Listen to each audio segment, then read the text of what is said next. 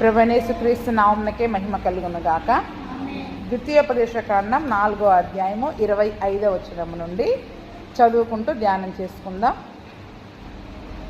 మీరు మీ పిల్లలను కని ఆ దేశమందు బహుకాలము నివసించిన తరువాత మిమ్మును మీరు పాడు చేసుకొని ఏ స్వరూపము కలిగిన విగ్రహమునైనను చేసి నీ దేవుడైన యెహోవాకు కోపము పుట్టించి ఆయన కన్నుల ఎదుట కీడు చేసిన ఎడల మీరు ఈ యోర్దాను దాటి స్వాధీనపరచుకొనబోవు దేశములో ఉండకుండా త్వరలోనే బొత్తిగా నశించిపోదురని భూమ్యాకాశములను మీ మీద సాక్షులనుగా ఉంచుచున్నాను. ఆ దేశమందు బహుదినములుండక మీరు బొత్తిగా నశించిపోదురు. మరియు యెహోవా జనములలో నుండి మిమ్మల్ని చెదరగొట్టును. యెహోవా ఎక్కడికి మిమ్మల్ని తోలివేయునో అక్కడి జనములలో మీరు కొద్ది మందే మిగిలియుందురు. అక్కడ మీరు మనుషుల చేతి పని అయినను కర్ర రాతి దేవతలను పూజించెదరు. అవి చూడవు, వినవు, తినవు, వాసన చూడవు. ఇక్కడ చూడండి, వాగ్దాన దేశంలోకి వెళ్ళిన తరువాత చాలా రోజులు అయిపోయింది. ఏమంటున్నారకండ? బహుకాలం అయిపోయింది. వినగానే కొన్ని రోజులు మనం చాలా బాగుంటాం వాక్యానుసారంగా, అవునా? ఆ వాక్యం విన్న 2-3 రోజులు, ఒక వారం రోజులు, నెల రోజులు మనం ఎలా ఉంటాం చెప్పండి? ఆ వాక్యాన్ని పదే పదే జ్ఞాపకం చేసుకుంటూ చాలా బాగుంటాం. అందుకనే మీ పిల్లల్ని కన్నారు, పిల్లల్ని కూడా కన్నారు. అంటే వయసులో పెద్దవాళ్ళు అయిపోయారు. మరి ఇప్పుడు దేవుడు ఏం చెప్పాడు? ఇవన్నీ విని మీ పిల్లలకి నేర్పండి అన్నాడు. వారు దేవునికి ఎలా భయపడాలో నేర్పండి, మీ పిల్లలకి ఈ మాటలన్నీ కూడా నేర్పండి అన్నాడు. వీళ్ళ తరం అయిపోయింది. బహుకాలం అయిపోయిన తరువాత ఆ రాబోయే తరాల పిల్లలు ఏం చేస్తున్నారు? మా అమ్మ ఏదో ఆ దేవుని నమ్ముకుంది, మరి మాకు ఇప్పుడు ఆ దేవుడు కనపడట్లేదు కాబట్టి చుట్టుపక్కల అందరూ కూడా ఏం చేస్తున్నారు? చాలా కాలం అయిపోయిన తర్వాత మరి వాళ్ళు ఏం చేస్తారు? మనం పిల్లలకి నేర్పించే విధంగా నేర్పించకపోయినట్లయితే చుట్టుపక్కల ఎవరు అందరు చేసినట్లుగానే వాళ్ళు కూడా ఆ పద్ధతుల ప్రకారము నేర్చుకొని చేసేవారిగా ఉంటారు. అందుకనే ఖచ్చితంగా నేర్పించమని దేవుడు చెప్తా ఉన్నాడు. నేర్పించకపోవడం ద్వారా వాళ్ళకి మనం సరైన విధంగా బోధించకపోవడం ద్వారా వాళ్ళు కూడా ఏం చేస్తున్నారంట? బహుకాలం నివసించిన తర్వాత మిమ్మును మీరు పాడు చేసుకొని ఏ స్వరూపం కలిగిన విగ్రహంనైనా మీరు చేసుకుంటే నీ దేవుడైన యెహోవాకి కోపం వస్తుంది. ఏం కలుగుతుందని చెప్పండి? నీ దేవుడైన యెహోవాకు నువ్వు కోపం పుట్టించి ఆయన కన్నుల ఎదుట కీడు చేసిన ఎడలా, అంటే దేవునికి కోపం పుట్టించడము, దేవుని కన్నుల ఎదుట మరి కీడు చేసే వారముగా మనం ఉన్నట్లుగా దేవుడు మన ఎదుట మన గురించి అక్కడ మాట్లాడుతూ ఉన్నాడు. కాబట్టి మీరు ఆ మంచి దేశంలోనికి వెళ్ళబోతున్నారు. ఆ దేశాన్ని, కనాను దేశాన్ని స్వాధీనం చేసుకున్న కొరకు ఎంత ప్రయాసపడ్డారు, ఎన్ని సంవత్సరాలు అరణ్యం గుండా వచ్చారు. ఎంతో ప్రయాసపడితే ఈ కనాను దేశాన్ని వాళ్ళు స్వాధీనం చేసుకుంటున్నారు. అక్కడ ఎన్ని యుద్ధాలు చేయాల్సి వచ్చింది, అరణ్యంలో ఎంతకాలం వాళ్ళు శ్రమల గుండా, అరణ్య మార్గము గుండా వాళ్ళు ప్రయాణం చేయాల్సి వచ్చింది. ఏ దేశమైతే దేవుడు వాగ్దానం చేశాడో ఆ దేశంలో మీరు ఎక్కువ రోజులు ఉండరు. ఆ దేశంలో మరి మీరు ఎక్కువ రోజులు ఉండకుండా బొత్తిగా నశించిపోతారు. ఏం చెప్పండి? బొత్తిగా నశించిపోతారు. ఈ విషయమై భూమిని ఆకాశాన్ని మీ మీద సాక్షులుగా పెడతా ఉన్నారు. దేవుడు భూమి ఆకాశమే సాక్షి. ఆ దినమున మరి తీర్పు దినాన ఏం సాక్ష్యం చెప్తాయి చెప్పండి? ఇప్పుడు ఇజ్రాయేలీల పేరిట దేవుడు మాట్లాడిన ప్రతి మాటకి భూమి ఆకాశాలని సాక్షులనుగా ఉంచాడు. అందుకనే మీరు ఆ దేశంలో బహుదినములు ఉండకుండా మీరు నశించిపోదురు. యెహోవా జనములలో మిమ్మల్ని చెదరగొట్టేస్తాడు. అంటే దేవుడిచ్చిన ఆ వాగ్దాన దేశంలో ఉండకుండా చుట్టుపక్కల దేశాల్లోకి దేవుడు ఏం చేస్తారంట? వాళ్ళని చెదరగొట్టేస్తారు. అందుకనే శత్రువులకు అప్పగించేశాడు దేవుడు. శత్రువులకు అప్పగించేయడం ద్వారా ఆ ఇజ్రాయేలు ప్రజలందరూ కూడా ఏమైపోయారు చెప్పండి? బబులోను దేశానికి కొద్ది మందిని చెరగొనిపోయారు. అష్షూరు రాజు వచ్చి కొద్ది మందిని చెరగొనిపోయారు. ఇజ్రాయేలు దేశాన్ని పూర్తిగా కాల్ చేశారు. మందిరాన్ని కాల్ చేశారు, ప్రాకారాలు కాల్ చేశారు, పట్టణాన్ని మొత్తం కూడా పాడు చేసేసి ఇజ్రాయేలు ప్రజలందరినీ, వారి స్త్రీలని, పిల్లలని, ఆ పురుషులందరినీ చంపేసి స్త్రీలని, పిల్లల్ని బానిసలనుగా ఆయా దేశాలకి దేవుడు వారిని చెదరగొట్టాడు. ఎందుకంటే ఆ దినమున వారు మరి తిరిగి దేవుడు ఏదైతే వద్దని చెప్పాడో అవే చేయడం ద్వారా, అవన్నీ కూడా మనం యెహెజ్కేలు గ్రంథము, ఇర్మియా గ్రంథము, ఆ ప్రవక్తల గ్రంథాలన్నీ ఏమని మాట్లాడుతున్నాయి? మీరు దేవుడు వద్దన్న పనినే మాటి మాటికి విగ్రహారాధన జోలికి వెళ్తా ఉన్నారు. దేవుడు ఏదైతే చెప్పాడో మిమ్మల్ని అలా చెదరగొడతాడు, జాగ్రత్త పడండి అని ఎంత చెప్పినా కూడా ప్రవక్తల మాటలు వారు వినలేదు. అందుకని వినకపోవడం ద్వారా దేవుడు ఏం చేస్తున్నాడు, నేను మిమ్మల్ని చెదరగొడతాను అని చెప్తున్నాడు. ఎక్కడైతే మిమ్మల్ని చెదరగొడతానో అక్కడ కూడా మీరు కొద్దిమందే ఉంటారు. అంటే అందరినీ ఒక దగ్గరికి కాదు, అవునా? చుట్టూ వేరే వేరే జాతుల వాళ్ళు ఉంటారు, వేరే వేరే మతాల వాళ్ళు ఉంటారు. మీరు మాత్రం కొద్ది మందిగానే ఉంటారు. కానీ దేవుని యొక్క ఆశీర్వాదం ఏంటి చెప్పండి? మనం విస్తారముగా ఉండడం అనేది దేవుని యొక్క ఆశీర్వాదం. అందుకని ఇజ్రాయేలీలు అభివృద్ధి పొందండి, విస్తరించండి అని దేవుడు ఆ దినమున మరి వారిని ఎందుకు దీవించాడు? మరి ఇప్పుడు కొద్ది మందిగా మిగిలిపోతారు. అంటే విస్తరించి ఉండకుండా కొద్ది మందిగా మిగిలిపోయేవారుగా ఉంటారు. అక్కడ మరి ఆ దేశము వాళ్ళు వేటినైతే పూజిస్తారో మీరు కూడా అవే పూజిస్తారు. అంటే నిజంగా ఈ నిజమైన దేవుణ్ణి మీరు మరి విడిచిపెట్టేవారిగా ఉంటారు అని దేవుడు అక్కడ వారితో మాట్లాడుతూ ఉన్నాడు. చూడండి, అంటే ఈ దినమున వారికి కనాను దేశాన్ని వాగ్దానం చేశాడు కాబట్టి ఆ దేశం గురించి చెప్పుకుంటున్నాం. ఇప్పుడు ఇదే విషయాన్ని ఒక వాగ్దానం గురించి మనం చూసుకుందాం. దేవుడు మన జీవితంలో ఒక వాగ్దానం చేశాడు. జనవరి 1వ తారీఖు వాగ్దానం తీసుకుంటారుగా, ఏడ్చి ప్రార్థన చేసి అయ్యా ఈ వాగ్దానం నెరవేర్చండి అని ప్రార్థన చేస్తాం. చివరికి ఆ వాగ్దానం నెరవేరుద్ది మన జీవితంలో. ఏమైతే చెప్పండి? వాగ్దానం నెరవేరక మళ్ళీ ఏడుస్తామా ఇంకా దేవుని దగ్గర? చెప్పండి. అప్పుడు మనలో ఏమొచ్చేస్తుంది చెప్పండి? ఇంకా సంతోషం వచ్చేస్తుంది, ప్రార్థనలు తగ్గిపోతాయి, దేవునికి దూరం అయిపోతాం, అవి వాక్యాన్ని కూడా మర్చిపోతాం. అప్పుడేమో పదే జ్ఞాపకం ఉంచుకుంటాం, ప్రతి ప్రార్థనలో మనమే కనపడతాం. తర్వాత ఆ వాగ్దానం ఎప్పుడైతే మన జీవితంలో నెరవేరుద్దో, మన సమస్య ఎప్పుడైతే దేవుడు తగ్గించేస్తాడో, ఆ రోగం ఎప్పుడైతే తగ్గిపోద్దో, ఆ కుటుంబ సమస్యలు ఎప్పుడైతే పోయి మనకి నెమ్మది, విశ్రాంతి, ఆ వాగ్దానాలను మనం పొందుకుంటామో అప్పుడు మళ్ళీ దేవుని మాట వినకుండా వద్దన్నది మనం ఏది చేసినా, అక్కడ విగ్రహం అని చెప్పారు కానీ ఆజ్ఞల విషయంలో మనం తప్పిపోయి మళ్ళీ అంటే అప్పటికి ఏమొచ్చేస్తుంది? మనలో కాస్త అహంకారం వచ్చేస్తుంది. ఇంకా దేవుడు నాకు నెమ్మది ఇచ్చాడు, ఇంకేంటి నాకు బాధ అనుకుంటాం. కానీ దేవుడు మనకి సమృద్ధి ఇచ్చాక, వాగ్దానం నెరవేర్చాక తిరిగి మళ్ళీ మనము వాక్య విరోధముగా ఏ పని చేసినా కూడా ఆ వాగ్దానములో ఎక్కువ రోజులు మనం నిలిచి ఉండలేం. ఏం చెప్పండి? ఆ వాగ్దానములో ఎక్కువ రోజులు మరి మనము నిలిచి ఉండలేం. ఆ ఏ వాగ్దానాన్ని పట్టుకొని అయితే మనం అతిశయపడుతున్నామో, గర్విస్తున్నామో, ఇంకా నేను ఏ పొరపాటు చేసినా ఈ వచ్చిన వాగ్దానం నా జీవితంలో పోదు అని మనం అనుకుంటున్నామో, దేవుడు ఏం చేస్తున్నాడు? మీరు ఎక్కువ రోజులు ఆ దేశంలో ఉండరు. ఎక్కువ రోజు ఆ వాగ్దానాలు మన జీవితాల్లో నిలబడవు. మళ్ళీ ఒక సంవత్సరం కాగానే మళ్ళీ శ్రమలు మొదలవుతాయి. మాట వినకపోతే దేవుడు ఏం చేస్తాడు చెప్పండి? అక్కడేమో చెదరగొడతాడు, ఇక్కడేమో వాగ్దానాలు చెదిరిపోతాయి మన జీవితంలో. అందుకనే చూడండి, దేవుడు మన జీవితంలో నెరవేర్చిన ప్రతి మాటను బట్టి, ఆయన చేసిన ప్రతి మేలును బట్టి, ఉపకారమును బట్టి మనం ఏం చేయాలి? ఏ మేలు మర్చిపోకుండా జాగ్రత్త పడి మాటికి ఆయనకి కృతజ్ఞత కలిగి ఉండే వారముగా మనం ఉండాలి. అందుకే నా ప్రాణమా యెహోవాను సన్నుతించుము, నా అంతరంగంలో ఉన్న సమస్తమా యెహోవాను సన్నతించుము. ఆయన చేసిన మేలులలో, ఉపకారములలో దేనిని మరువక నిత్యము ఆయనను స్తుతించు. ఆయన చేసిన మేలును ప్రతినిత్యము మనం జ్ఞాపకము చేసుకొని ఆయనను స్తుతించే వారముగా మనం ఉండకపోతే, కృతజ్ఞత లేని వారముగా మనం ఉన్నట్లయితే, ఆ కృతజ్ఞత హీనులు ఏమైపోతారంట? వారి జీవితాలలో ఆ వాగ్దానాలు ఎక్కువ రోజులు నిలబడలేవు. కాబట్టి ఈ దినమున మరి పరిశుద్ధ గ్రంథంలో ఉన్న అనేకమైన వాగ్దానాలు మన జీవితంలో దేవుడు నెరవేరుస్తున్నాడు. మనం అడిగినవే కాకుండా మనం అడగనివి కూడా చాలా. ఈరోజు మరి సజీవంగా ఉన్నాము అంటే అది దేవుని యొక్క ఉచితమైన కృప. ఏ కీడు, ఏ అపాయము మన దగ్గరికి రాకుండా మరి మన ప్రార్థనలను ఆయన ఆలకిస్తూ ఉన్నాడంటే అది ఆయన చేసిన ఉచితమైన మేలులే. కాబట్టి మరి వాటిని మనం మర్చిపోయి వాక్య విరోధముగా మనం ఏది చేసినా, అక్కడ ఒక విగ్రహారాధన విషయంలో చెప్తున్నాడు, కానీ ఆయన నిబంధనను మనం మర్చిపోకూడదు. ఆయనకి మనకి మధ్యలో ఉన్న ఆ వాగ్దానాన్ని కానీ, ఆ నిబంధనని కానీ, ఆ కట్టడలను కానీ, ఆజ్ఞలను కానీ మర్చిపోయి మనకు నచ్చినట్టుగా మరి మనం జీవించినట్లయితే పరిశుద్ధ గ్రంథంలో ఉన్న వాగ్దానాలని మన చేతులారా మనం జారవిడుచుకుంటాం. ఏం చెప్పండి? మన చేతులారా మనము జారవిడుచుకుంటాం. ఇప్పుడు అబ్రహాముకు చేసిన ప్రతి వాగ్దానము ప్రభువైన యేసుక్రీస్తు ద్వారా మనందరి జీవితంలో కూడా ఆయన నెరవేరుస్తా అన్నాడు. ఆయనను విశ్వసించిన వారందరికీ కూడా ఏం చేస్తున్నారు చెప్పండి? ఎందుకంటే ఆయన అబ్రహాము దేవుడు, ఇస్సాకు దేవుడు, యాకోబు దేవుడు, తరతరములకు ఆయన అదే నామము కలిగిన దేవుడు. నేటికి ఆయన మనము ప్రార్థిస్తే వారి జీవితంలో ఏ కార్యాలు చేశాడో మన జీవితంలో కూడా చేయడానికి ఆయన శక్తిమంతుడు, సమర్థుడు. కానీ మనం ఏం చేస్తున్నాం?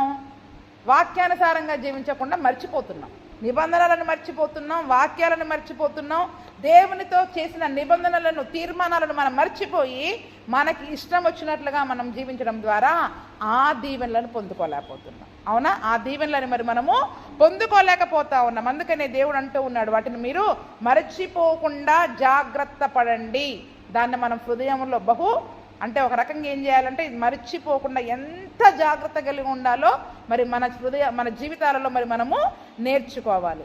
29వ వచనం నుండి మరి మనం చూసినట్లయితే, నీ దేవుడైన యెహోవాను మీరు వెదకిన ఎడల నీ పూర్ణ హృదయముతోనూ నీ పూర్ణాత్మతోనూ వెదకున్నప్పుడు ఆయన నీకు ప్రత్యక్షమగును.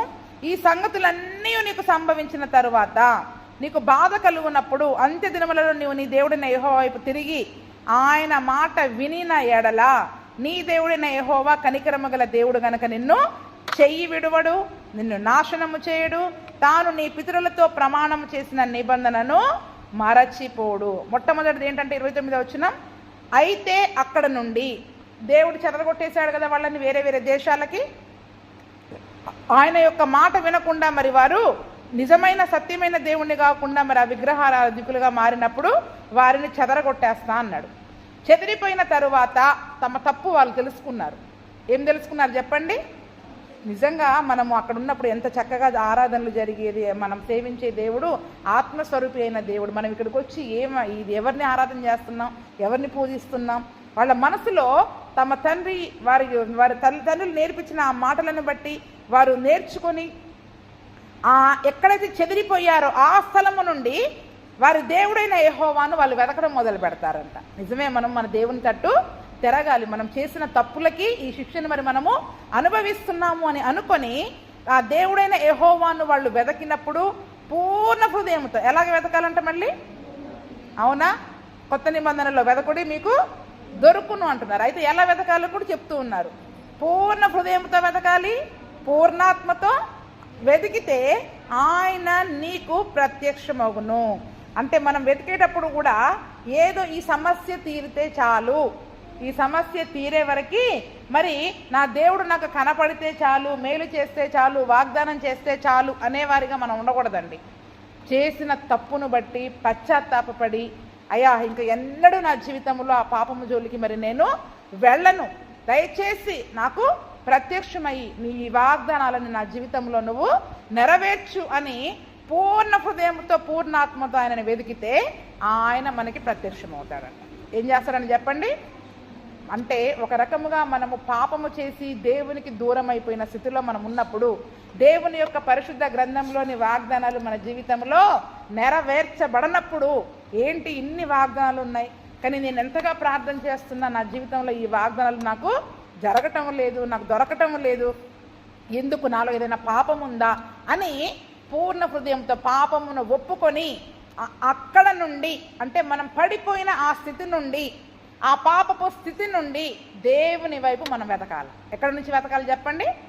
ఆ పాపపు స్థితి నుండి, ఏ విషయంలో అయితే మరి వాళ్ళు తప్పిపోయారో ఆ పరిస్థితులలో నుండి వాళ్ళు దేవుని వైపు పూర్ణ హృదయంతో పూర్ణాత్మతో వెతికినప్పుడు దేవుడు వారికి ప్రత్యక్షమయ్యాడంట. ఏంటంటే చెప్పండి?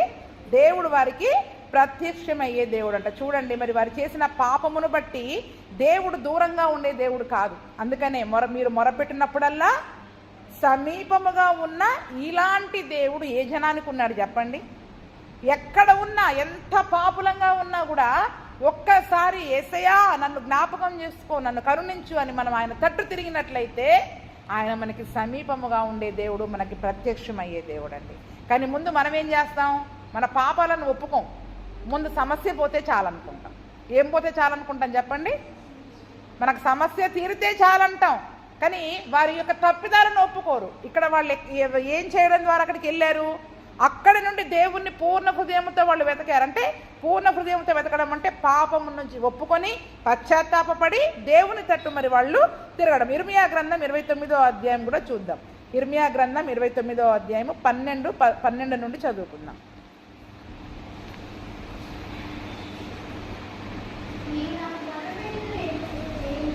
మీరు నాకు మొర్రపెట్టుదురేని, మీరు నాకు ప్రార్థన చేయించు వత్తురేని నేను మీ మనవి. చూడండి, మనము ఒకవేళ దేవునికి దూరం అయిపోయిన స్థితిలో ఉన్న, మన పాపమును బట్టి ఎంత కీడులో ఉన్నా, సమస్యల్లో ఉన్నా, అపాయములో ఉన్నా, మరి దేవునికి బహు దూరమైన పరిస్థితులలో మనం ఉన్నా కూడా దేవుని తట్టు తిరిగి మనం మొర్రపెట్టినట్లయితే, దేవుని తట్టు తిరిగి యేసయ్యా అని మనం మొర్రపెట్టినట్లయితే, ఆయనకు మనము ప్రార్థన చేయించు వచ్చినట్లయితే, మీరు మొర్రపెట్టుదురేని నాకు ప్రార్థన చేయించు వత్తురేని నేను మీ మనవి ఆలకింతును. దేవుడు ఎడు తిరిగి నువ్వు ఏ పరిస్థితులలో ఉన్నా సరే ఆయన దగ్గరికి వచ్చి ప్రార్థన చేయాలి, ఆయన సన్నిధిలో మొర్ర పెట్టాలి అని ఆయన కోరుకుంటున్నాడు. మనము ఆయన వైపు తిరగాలి అంతే. ఆయన వైపు తిరగడం అంటే ఆయన సన్నిధిలోకి వచ్చి, ఇంటి నిండా సమస్యలు ఉంటాయి, నేను ఇంట్లో కూర్చుంటాను కానీ మీరు ప్రార్థన చేయడానికి ఉపవాస ప్రార్థనకి కబురు పెట్టడం కాదు. ఏం చెప్పండి? ఉపవాస ప్రార్థనకి కబురు పెట్టడం కాదు, ఆన్లైన్ ప్రార్థనకి కబురు పెట్టడం కాదు. మీరు ప్రార్థన చేయండి, మేము ఇంట్లోకి వెళ్ళి హాయిగా పడుకుంటాం అనడం కాదు. మీ సమస్యల్లో ఉన్నప్పుడు, ఈ వాగ్దానాలు మన జీవితంలో నెరవేరని పరిస్థితులలో మరి మనం ఉన్నప్పుడు ఏం చేయాలంట?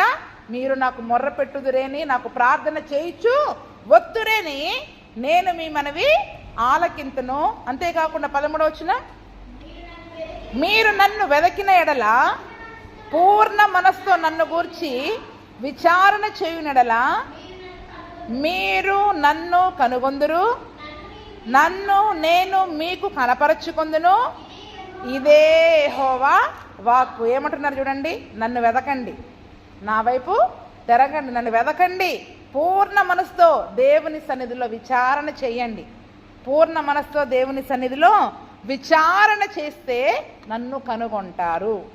ఆయన వెదికితే ప్రత్యక్షమయ్యే దేవుడు, వెదికితే దొరికే దేవుడు. కానీ మనం వెతకట్లా. ఏం చెప్పండి? దేవుని సన్నిధికి వచ్చి, అయ్యా ఎక్కడున్నావు, నా జీవితం మరి ఇంతగా నశించిపోతుంది, ఇన్ని సమస్యలతో నా కుటుంబం ఉంటుంది, నువ్వు నాకు ప్రత్యక్షమవు, నీ వాగ్దానాన్ని నాకు దయచేయి, నీ వాగ్దానాలు నా జీవితంలో నెరవేర్చు అని ఆయన సన్నిధిలో మనం మొర్ర పెట్టినట్లయితే, ప్రార్థన చేసినట్లయితే ఆయన తన్ను తాను మనకి కనపరుచుకుంటాడంట. తన మాట ద్వారా మనతో మాట్లాడే దేవుడు. మనల్ని కనుగొనే ఆయన్ని మనం కనుగొంటాము, నేను నీకు కనపరుచుకుంటాను. ఇదే యెహోవా వాక్కు. అంతేకాకుండా చూడండి, అక్కడ కింద కూడా ఏమంటున్నాడు?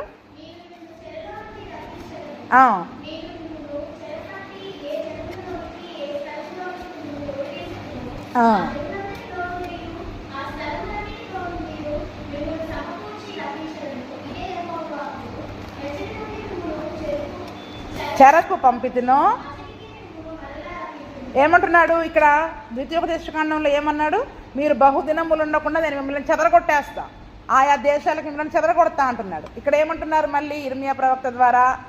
నేను మిమ్మల్ని చెరల నుండి తిరిగి రప్పిస్తా. అంటే నువ్వు ఏ పరిస్థితులలో ఉన్నా, అయ్యా నేను పాపిని, నన్ను క్షమించు, నేను ఈ పాపం చేయడం ద్వారా ఈ శ్రమ పొందుకుంటున్నా, ఈ శిక్ష పొందుకుంటున్నా, ఈ శిక్ష నేను ఘోరంగా అనుభవించే స్థితిలో ఉన్నాను, నువ్వు చెప్పావు అయినా కూడా నేను నీ మాట వినలేదు, దయచేసి నన్ను అయ్యా నా ప్రార్థన ఆలకించు అని ఆయనకి మొర్రపెట్టినట్లయితే, ఎక్కడికైతే దేవుడు మనల్ని తరిమాడో, ఏ పరిస్థితులకైతే చెరకు పంపాడో, అంటే ఒక సమస్య అనే వలయంలో మనం బంధిలం అయిపోతాం కదా, అందులో నుంచి బయటికి రాలేక, ఏ సమస్యలో అయితే నువ్వు ఇరుక్కున్నావో, ఒక బందీవైపోయావో, ఆ చెరలో నుండి నేను మిమ్మలను బయటికి తీసుకొస్తా. ఆ యొక్క సమస్య అనే జైలు కారాలో నుండి నేను మిమ్మలను బయటికి తీసుకొని వస్తా.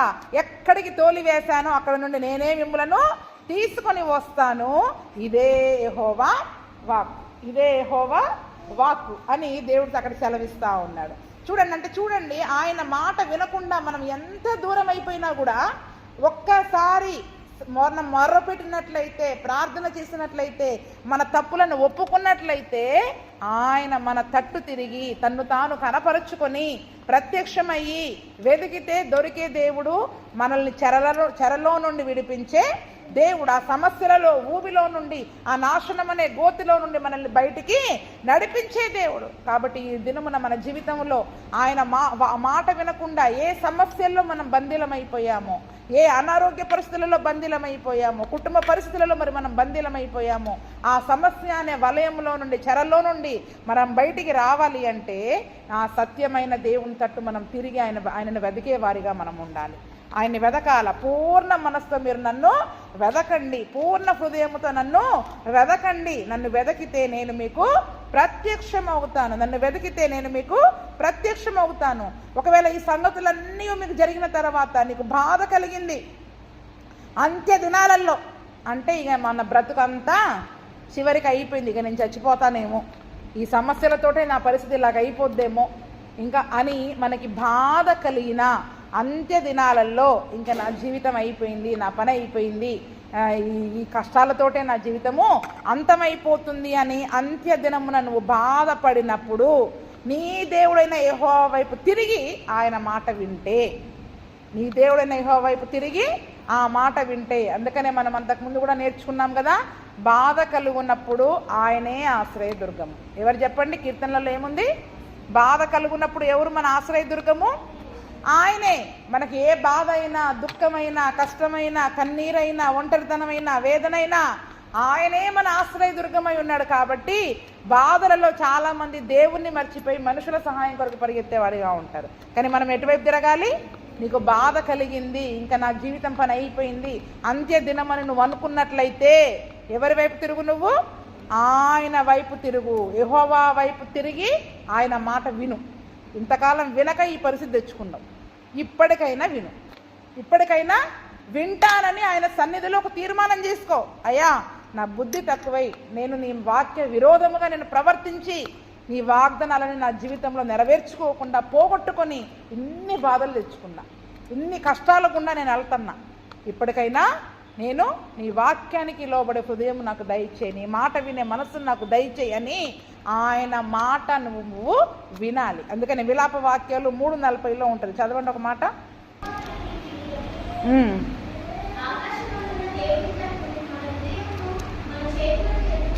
ఎలా తిరగాలంటే చూడండి, మన మార్గములను పరిశోధించి తెలుసుకొని ఆకాశమందున్న మనం యెహోవా తట్టు తిరగాలి. ఇక్కడ ఏమంటున్నాడు? నీ బాధ కలిగినప్పుడు అంత్య దినములలో నువ్వు దేవుని తట్టు తిరిగిన ఎడలా, యెహోవా వైపు తిరిగి ఆయన మాట విన్న ఎడలా అంటే ఎలా తిరగాలి అక్కడ చెప్తున్నాడు. మనం వెళ్ళిన మార్గము ఎటువంటిదో మనల్ని మనం పరిశోధించుకోవాలి. దేవుని చూపించిన త్రోవలో కాకుండా, దేవుడు నడిపించే మార్గములో కాకుండా, మన సొంత ఆలోచనతోటి, మన ఇష్టముతోటి, చుట్టుపక్కల వారి మాటలు విని ఆ దినమున వారు విగ్రహారాధికులుగా ఉండి వారి మార్గాలను చెరిపి వేసేసుకున్నారు.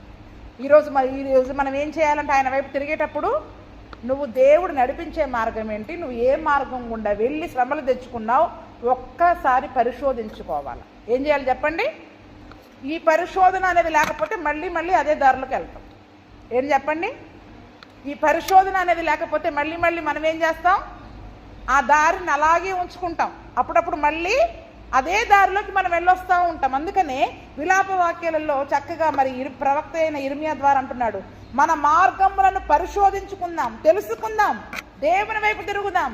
దేవుడు చూపించిన మార్గము ఆయన నేనే మార్గం అన్నాడు. ఆ వాక్యమై ఉన్న మార్గము వైపు మనము తిరిగిన ఎడలా, ఆ ఆకాశము తట్టు మన చేతులను ఎత్తుకున్న ఎడలా, మన హృదయాలని మన చేతులను కూడా ఆకాశము తట్టు ఎత్తుకొని ఆయన సన్నిధిలో పూర్ణ హృదయముతో ఆయనని మరి మనము అనుసరించుదాం, వెతుకుదాం. ఎందుకంటే ఈరోజు మనం ఎందుకు తప్పిపోయాము అనే పరిశోధన అనే ఏమంటారు స్వపరీక్ష అనేది మనలో లేకపోతే మాటికి మనం అవే తప్పులు చేస్తూ ఉంటాం.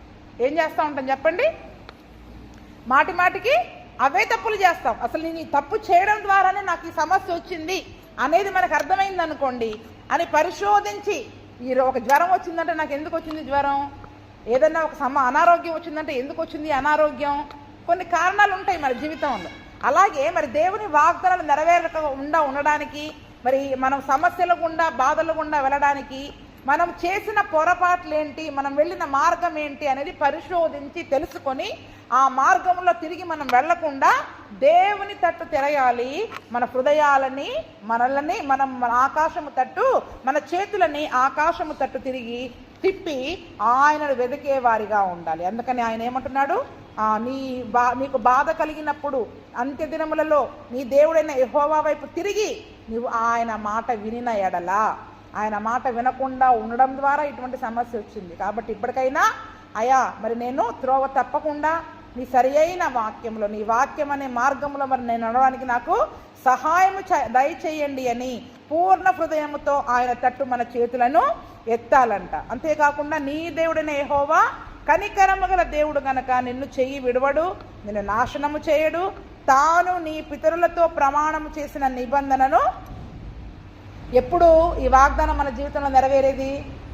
ఇక్కడ చక్కటి వాగ్దానం ఇచ్చాడు దేవుడు. నీ దేవుడైన యెహోవా కనికరము గల దేవుడు గనక నిన్ను చెయ్యి, ఎవరంటండి మనం సేవించే దేవుడు? కనికరము గల దేవుడు, కనికర పూర్ణుడు, కనికర సంపన్నుడు. చాలా అంటే ఎంత కనికరం అంటే, మనం ఎంత పాపము చేసి చూడండి, ఎంత దేవునికి విరోధముగా పాపము చేసి ఆయనకి రోషం పుట్టించే తప్పు పనులు చేసినా కూడా మళ్ళీ మన తప్పులు ఒప్పుకొని ఆయన తట్టు తిరిగితే మన పైన ఆయన కనికరం చూపిస్తాడంట. ఏం చూపిస్తాడంట చెప్పండి? అందుకని ఆయన ఎంత చక్కని మాట చెప్తున్నాడంటే, నీ దేవుడైన యెహోవా కనికరము గల దేవుడు కనుక నిన్ను చెయ్యి విడువడు, నిన్ను నాశనము చెయ్యడు. తాను నీ పితరులతో ప్రమాణము చేసిన నిబంధనను, 3 ఉన్నాయండి అక్కడ. ఆయన కనికరము గల దేవుడు కాబట్టే ఏం చేస్తున్నాడు? నీ చెయ్యిని విడిచిపెట్టట్లేదు, నిన్ను నాశనం చేయట్లేదు. ఆ వాగ్దాన దేశంలో నాశనం చేయాలంటే 1 నిమిషం కాదు, కానీ ఒక శిక్ష గుండా ఎందుకు నడిపిస్తున్నాడు దేవుడు? చెదరగొట్టేశాడు, వేరే ఇతర దేశాలకు చెదరగొట్టి కొంతకాలం శిక్షాకాలంలో వారిని ఉంచాడు. అక్కడ ఎందుకు ఉంచాడు? నాశనం చేయకుండా. ఆయన కనికరం గల దేవుడు. వారి తప్పులు తెలుసుకొని నా వైపు తిరిగితే నేను కనికరపడి తిరిగి వారిని ఆ స్వంత దేశంలో, నేను ఇచ్చిన వాగ్దాన దేశంలో వారిని చేర్చాలి అనే కనికరము గల దేవుడు. కాబట్టి ఆయన ఎప్పుడూ మన చెయ్యి విడిచిపెట్టడండి. మనము పొరపాట్లు చేసేసి ఆయన మాట కాదని ఆయన చెయ్యి విడిచిపెట్టి మనము దూరంగా వెళ్తున్నాం లోకంలోకి. వెళ్ళి మనం ఎక్కడెక్కడో తిరిగి బాధలు తెచ్చుకుంటున్నాం, కానీ ఆయన మన చెయ్యి విడిచిపెట్టినందువల్ల మనకి బాధ కలగట్లేదు. మనం ఆయన చెయ్యి విడిచిపెట్టి వద్దన్న వాటిని చేయడం వల్ల మనం బాధలు తెచ్చుకుంటున్నాం. దేనివల్ల బాధలు తెచ్చుకుంటున్నాం? అంతే, ఆయన చెయ్యి విడవడని మాట ఉంది. అంటే ఇప్పుడు ఆయన విడిచిపెట్టే దేవుడా? అవునా? ఆయన విడిచి పెట్టాడు. ఇప్పుడు నేను కాసేపు పట్టుకుంటా ఈమె చెయ్యి, ఇలాగే పట్టుకుంటా. ఎంతసేపు ఉంటుంది చెప్పండి? ఆమె కాలు నిలబడుతుంది, ఆమెకి అవి చూడండి ఏం చేస్తుంది. మనం కూడా అంతే. అయ్యో ఆమె ఎక్కడ కింద పడుతుందోనని మనం చెయ్యి బట్టి లాగాలని చూస్తుంటాం. దేవుడు కూడా అలాగే మనం పాపంలో పడిపోతామని ఆయన చెయ్యి పట్టుకుని నడిపించాలని ఆయన చూస్తుంటే, ఆయన చెయ్యి విడిచిపెట్టి మనం ఏం చేస్తుంటాం చెప్పండి? వెళ్ళి మనం తిరగాల్సినవన్నీ తిరిగి ఆమెకు నచ్చినట్లు ఎలా తిరుగుతుందో మనం కూడా తిరగాల్సినవన్నీ తిరిగి డబ్బలు తగిలించుకొని బాధలని కొని తెచ్చుకుంటాం. ఆయన ఎప్పుడు మన చెయ్యి విడిచిపెట్టాడండి. మనమే ఆయన మాట వినకుండా ఆయన చెయ్యి విడిచిపెట్టి వెళ్ళిపోతున్నాం. అంతేకాదు, ఆయన నాశనం కూడా చేయడు మనల్ని. అవునా? యేసు ప్రభువుని నమ్ముకుంటే నా పరిస్థితి ఇలాగైపోయింది, నాశనం అయిపోయాము, ఎవరైనా చెప్పగలుగుతారు? అసలు నాశనం అనే గోతు నుండి ఆయన బయటికి విడిపించే దేవుడే కానీ మనల్ని నాశనం చేసే దేవుడు కాదు. ఎందుకు నాశనం అయిపోతున్నామంటే ఆయన చెయ్యి విడిచిపెట్టి మనము వెళ్ళిపోవడం ద్వారా మనకి మనమే స్వనాశనాన్ని తెచ్చుకుంటున్నాం. అంతేకాదు, తాను తన పితరులతో చేసిన నిబంధనని ఆయన మర్చిపోడంటండి. ఏంటంట? పితరులతో చేసిన నిబంధన. ఇజ్రాయేలుని మరి దేవుడు వాగ్దానము చేసి ఏర్పరచుకున్న ప్రజలు. ఎవరితో వాగ్దానం చేశాడు? అబ్రహాము, పితరుడైన అబ్రహాముతో చేశాడు, ఇస్సాకుతో చేశాడు, యాకోబుతోనూ నిబంధన చేశాడు. కాబట్టి అబ్రహాముకి వాగ్దానం చేసి, నీవు ఈ దేశాన్ని నువ్వు అనుభవించవు, కానీ నీ 4వ తరం వాళ్ళు ఇక్కడికి వస్తారు, నీ 4వ తరం వాళ్ళు ఇక్కడికి వస్తారు అని దేవుడు వాగ్దానం చేశాడు. కాబట్టి ఆ వాగ్దానాన్ని ఆయన ఎప్పటికీ మర్చిపోయే దేవుడు కాదంట. చదవండి కీర్తనల గ్రంథం 105వ అధ్యాయము 8వ వచనం నుండి. తాను సెలవిచ్చిన మాటను 1000 తరముల వరకు అబ్రహాముతో తాను చేసిన నిబంధనను, ఇస్సాకుతో తాను చేసిన ప్రమాణమును నిత్యము ఆయన జ్ఞాపకము. ఎన్ని తరాల వరకు ఆయన మర్చిపోడంట చెప్పండి? తాను సెలవిచ్చిన మాటను 1000 తరాల వరకు. ఇప్పుడు ఇజ్రాయేలు జనాంగం ఎన్నో తరం? 4వ తరం. ఎన్నో తరం చెప్పండి? ఇజ్రాయేల్ తరం అంటే అబ్రహాము, ఇస్సాకు, యాకోబు, యాకోబు యొక్క సంతానం, యాకోబు యొక్క సంతానం. అక్కడ ఆదికాండంలో అబ్రహాంకి ఏమని వాగ్దానం చేశాడు? నీ 4వ తరం వాళ్ళు ఈ దేశాన్ని స్వతంత్రించుకుంటారని వాగ్దానం చేశాడు. కానీ ఎన్ని సంవత్సరాల వరకు ఆయన జ్ఞాపకం ఉంచుకుంటాడంట? ఒక మాట సెలవిస్తే అది 1000 తరాల వరకు నెరవేరుతానే ఉంటుందంట. ఈరోజు దేవుడు మనతో చేసిన వాగ్దానం మన కుటుంబాలలో, మన పిల్లల విషయాలలో కూడా ఆయన నెరవేర్చే దేవుడే. అబ్రహాముతో చేశాడు, ఇస్సాకుతో చేశాడు, యాకోబుతో చేశాడు, ఇజ్రాయేలు ప్రజలందరితో హోరేబులో సీనాయి కొండ దగ్గర ఒక నిబంధన చేసుకున్నాడు ఆయన. ఆయన ఇచ్చిన వాగ్దానం ఆయన మర్చిపోయే దేవుడు కాదు. కానీ మనం మర్చిపోతున్నాం. ఏం చేస్తున్నాం చెప్పండి? దేన్ని మర్చిపోకూడదు? దేవుడు మనతో చేసిన నిబంధనని మనం మర్చిపోకూడదు. మర్చిపోకుండా ఏం చేసుకోకూడదు? ఏ విగ్రహాన్ని చేసుకోకూడదు. అంటే దేవుని కంటే ఎక్కువగా దేనికి మరి మనం ప్రాధాన్యత ఇవ్వడానికి వీలు లేదు. అది చేసుకోకుండా మరి మీరు జాగ్రత్త పడండి. మన దేవుడైతే 1000 తరాలైనా మర్చిపోడంట. అబ్రహాముతో చేసిన నిబంధన, ఇస్సాకుతో చేసిన ప్రమాణము నిత్యము ఆయన జ్ఞాపకం చేసుకుంటాడు. అంటే 1000 తరాల వరకే ఉంటుందని కూడా చెప్పట్లే. 1000 తరాల వరకే కాదు, నిత్యము ఆయన అంటే నేటికి కూడా అబ్రహాముతో చేసిన నిబంధనని ఆయన జ్ఞాపకం చేసుకునే దేవుడే. అబ్రహామును దీవించినట్టుగా నన్ను దీవించు, ఇస్సాకును దీవించినట్టుగా నన్ను దీవించు అంటున్నాం కదా. ఈరోజు ప్రార్థన చేస్తున్నాం కదా. మరి అబ్రహాములాగా అన్నీ విడిచిపెట్టి రాగలుగుతున్నామా మనం? చెప్పండి. పోనీ వాళ్ళ కొడుకుల తరం మళ్ళీ వెళ్ళారా? మా నాన్న ఏదో తెలియక అందరిని చుట్టాలందరినీ విడిచిపెట్టుకొని వచ్చేసాడు, నేను పోతా మళ్ళీ వాళ్ళ దగ్గరికి. పిల్లలు వెళ్ళారా? పిల్లలు పోలే. యాకోబు వెళ్ళాడా? వెళ్ళలే. ఒక్కసారి వెనకకి తిరిగి అంటే దాన్ని విడిచిపెట్టి వచ్చేసారంటే మళ్ళీ వెనక్కి వాళ్ళు పోలేదండి. దేశాన్ని విడిచిపెట్టాడు, ఊరును విడిచిపెట్టాడు, సొంతలను విడిచిపెట్టాడు, బంధువులను విడిచిపెట్టాడు, తండ్రి ఇంటిని, పద్ధతులను, ఆచారాలని, అసలు సమస్తమును విడిచిపెట్టి ఒక క్రొత్త వ్యక్తిగా దేవునితో ప్రయాణం మొదలుపెట్టాడు. ఒక క్రొత్త వ్యక్తిగా తన జీవితంలో నడిచే ప్రతి ఆచారము కానీ, పద్ధతి కానీ, ఆలోచన కానీ, మాట కానీ అది దేవుని మాట అయి ఉండాలి. దేవుని మాట అయి ఉండాలి. అంతగా ఉన్నాడు కాబట్టి మరి దేవుడు అతనికి ఏర్పరచుకొని అతనితో చేసిన ప్రమాణమును అతని తరతరాల వరకు కూడా నిత్యము ఆయన జ్ఞాపకం చేసుకుంటూ వచ్చాడంట. 11వ వచనంలో చూడండి, అక్కడ కొలవబడిన స్వాస్థ్యముగా కనాను దేశమును మీకు ఇచ్చేదని ఆయన సెలవిచ్చెను. ఆ మాట యాకోబునకు కట్టడగాను, ఇజ్రాయేలునకు నిత్య నిబంధనగాను స్థిరపరచి ఉన్నాడు. ఏం వాగ్దానం చేశాడు వాళ్ళకి? కనాను దేశాన్ని మీకు ఇస్తాను అని కొలవబడిన స్వాస్థ్యముగా కొలిచిచ్చాడు కనాను దేశాన్ని. అవునా? కొలిచి ఎవరెవరికి ఎంత భూభాగము రావాలో దేవుడు వారికి కొలిచిచ్చాడు. దానిని కనాను దేశమును మీకు ఇచ్చేదనని ఆయన సెలవిచ్చాడు. ఆ మాట యాకోబునకి కట్టడగా ఇజ్రాయేలుతో నిత్య నిబంధనగా స్థిరపరిచి ఉన్నాడు కదండి. అంటే ఇప్పుడు దేవుడు తన ఇజ్రాయేలుతో ఒక నిత్య నిబంధన చేసుకున్నాడు. ఒక వాగ్దానం నీకు ఇస్తాను, వాగ్దాన దేశం నీకు ఇస్తాను అనే ఒక నిత్య నిబంధన చేసుకున్నప్పుడు ఇక్కడ తన పితరులతో ప్రమాణం చేసిన నిబంధన ఆయన ఎప్పటికీ మరచిపోడు. ఆ నిబంధనని ఆయన మరచిపోడండి ఆయన కదా. మళ్ళీ మనమే ఏం చేస్తున్నాం? దారి తప్పిపోయి ఆయన మాట వినకుండా ఆయన చెయ్యి విడిచిపెట్టి మరి మనం పోయి మన సమస్యల గుండా వెళ్ళిపోయినప్పుడు మళ్ళీ మనం ఏం చేస్తున్నాం? దేవుడు నన్ను మర్చిపోయాడు, దేవుడు నా చెయ్యి విడిచిపెట్టాడు అంతే అందా. నయోమి ఏమంది? దేవుడు నన్ను రిక్తురాలుగా చేశాడు, నన్ను విడిచిపెట్టేశాడు, నాకేం లేకుండా చేశాడు. పోయిందెవరు? ఆమె వెళ్ళింది మోయాబు దేశానికి. దేవుని బెత్లెహేముని విడిచిపెట్టి మోయాబు దేశానికి వద్దంటే వెళ్ళి మళ్ళీ నిందలు ఎవరి మీద వేస్తాం చెప్పండి? మరి మనం దేవుడు నన్ను విడిచిపెట్టాడు, దేవుడు నన్ను మర్చిపోయాడు అని దేవుని నిందించే వారిగా ఉంటాం. అందుకని ఇక్కడ వాక్యం సెలవిస్తుంది, ఆయన కనికరము గల దేవుడు, ఆయన కనికరము గల దేవుడు. మనం ఎన్ని ఆయనకు విరోధముగా ఎంత పాపము చేసినా, ఎన్ని పొరపాట్లు చేసినా, ఎంత పాపులమైనప్పటికీ, ఎంత పాపినైనను యేసు చేర్చుకుంటాడు.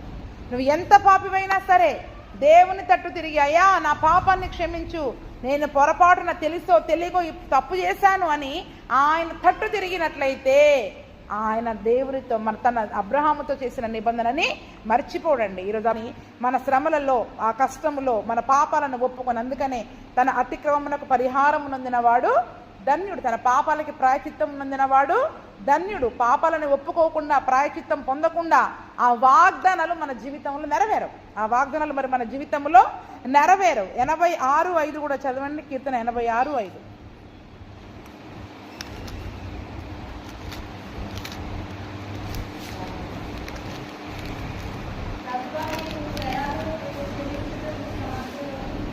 ప్రభువా నీవు దయాళుడవు, క్షమించుటకు సిద్ధమైన మనస్సు గలవాడవు, నీకు మొర్ర పెట్టు వారందరి ఎడల, ఎంత చక్కటి పేరు చూడండి ఆయనకి, దయగలిగిన దేవుడంట, క్షమించుటకు సిద్ధమైన మనస్సు గలవాడంట. ఈరోజు మనం క్షమిస్తామా చెప్పండి? ఇంత పాపము చేసి ఇంత నష్టం చేసావు నాకు, అవునా? ఇన్ని వద్దంటే చెప్పిన మాట వినకుండా, ఈరోజు మన పిల్లలు చెప్పిన మాట వినకుండా మనకి నష్టాన్ని కలగజేశారండి. మనం ఏమంటాం చెప్పండి? తప్పు తెలుసుకొని వచ్చారనుకో, దేవుడైతే క్షమించేస్తా అంటున్నాడు. ఎందుకంటే ఆయన కనికరము గల దేవుడు. తప్పిపోయిన కుమారుడు తండ్రి యొక్క ఆస్తిని అంతా నష్టం చేసి వచ్చినా కూడా రాగానే హత్తుకొని ముద్దు పెట్టుకొని గొప్ప విందు చేశాడు. నష్టం చేయని కొడుకుకు విందు చేశాడా? నష్టం చేసిన కొడుకు కొరకు విందు చేశాడా? అంటే క్షమించుటకు సిద్ధ మనసు కలిగిన దేవుడు మన దేవుడు. ఎంత తప్పు చేసినా, నువ్వెంత నష్టం చేసినా, దేవుని ప్రేమ ఎటువంటిది చెప్పండి, ఆయన కనికరం ఎటువంటిది చెప్పండి, అన్నీ మర్చిపోతాడు. ఒక్క క్షణంలో నువ్వు చేసినవన్నీ మర్చిపోయి ఆయన మనల్ని హత్తుకొని మనము తిరిగి ఆయన దగ్గరికి వస్తే ఆయన సంతోషించే దేవుడు, క్షమించుటకు సిద్ధ మనసు గలవాడు. ఎప్పుడు వస్తే నేను క్షమిద్దామా అని రెడీగా కూర్చుంటాడు దేవుడు. ఎప్పుడు నా సన్నిధిలో వచ్చి కన్నీరు గార్చి, అయ్యా నేను తప్పు చేశాను క్షమించు అంటే క్షమించడానికి సిద్ధ మనసు కలిగిన దేవుడు ఆయన. నువ్వు దయాళుడవు, క్షమించుటకు సిద్ధ మనస్సు గలవాడవు. ఇంకా ఏమంటున్నాడు? నీకు మొర్ర పెట్టు వారందరి ఎడల కృపాతిశయము గల దేవుడు, తన కృపను కుమ్మరించే దేవుడు. కన్నీటితో పశ్చాత్తాపముతో ఆయన సన్నిధిలో వచ్చిన వారందరిపైన తన కృపను కుమ్మరించే దేవుడు అండి. కాబట్టి ఆయన కనికరము గల దేవుడు. కాబట్టి ఈరోజు మనకి ఎంత ధైర్యం చెప్పండి? ఎన్ని తప్పులు చేసినా మళ్ళీ ధైర్యంగా వచ్చి దేవుని సన్నిధిలో, అయ్యా నేను పాపిని, నన్ను క్షమించు అని దినదినము మన పాపాల కొరకు మరి ఆయన సన్నిధిలో పశ్చాత్తాపడే ఒక సమయాన్ని, కృపను దేవుడు మనకు దయచేస్తూ ఉన్నాడండి. ఒక్కసారే ఫైనల్ అయిపోయింది అంటున్నాడు దేవుడు అక్కడ అనటం లేదండి. కానీ ఈరోజు మనం క్షమించలేకపోతున్నాం. ఈరోజు ఒకవేళ మన పిల్లలు మనకి పరువు నష్టాన్ని, ఆస్తి నష్టాన్ని చేసి ఉండవచ్చు. ఒకవేళ మనమే చేసి మన ద్వారా ఏదైనా జరిగి ఉండవచ్చు, ఎవరి ద్వారా అయినా మనకి జరిగి ఉండవచ్చు. కానీ మనం ఎటువంటి కనికరాన్ని చూపించాలంట? దేవుడు ఎటువంటి కనికరమునైతే చూపిస్తున్నాడు. కొద్దిమంది ఏం చేస్తారంటే ఇక వాళ్ళని చేర్చుకున్నట్టే చేర్చుకుంటారు, బ్రతికినంత కాలం మాటలతో పొడుస్తూ ఉంటారు. నీ వల్ల ఇంత అయింది, నీ వల్ల అలా జరిగింది, నీ వల్ల ఇలా జరిగింది. బ్రతికినంత కాలం ఏం చేస్తూ ఉంటారు చెప్పండి? మాటి మాటికి ఆ గాయాలు రేపుతూ ఉంటారు, మాటి మాటికి వాటిని ఎత్తి పొడుస్తూ ఉంటారు. అది చేయదండి దేవుడు. ఆయన కనికరమ గల దేవుడు, మనల్ని క్షమించే దేవుడు, క్షమించడానికి సిద్ధ మనసు కలిగినవాడు. అందుకే చెప్పాను నేను మీకు, ఒకసారి ఒక వ్యక్తిని మనం క్షమించినట్లయితే అతను చేసిన ఆ తప్పు పనులు మళ్ళీ మన నోట్లో నుంచి రాకూడదు. ఏం రాకూడదు చెప్పండి? అలా చేసింది అమ్మాయి, అలా చేసింది. దేవుడే క్షమించడానికి సిద్ధ మనసు అయినప్పుడు నువ్వెవరు, నేనెవరు చెప్పండి? మీరెవరు, నేనెవరిని? అవునా? దేవుడు క్షమిస్తానని దేవుడు చెప్తుంటే మళ్ళీ ఆ వ్యక్తి చేసిన తప్పులను కానీ పొరపాట్లను కానీ ఎత్తి చూపించడానికి ఎవరికి దేవుడు అధికారం ఇవ్వడు. ఎందుకంటే దేవుడే అతన్ని క్షమిస్తూ ఉన్నాడు. మత్తయి సువార్తలో కూడా చదవండి. మత్తయి సువార్త 9వ అధ్యాయము 9 నుంచి చదువుకుందాం.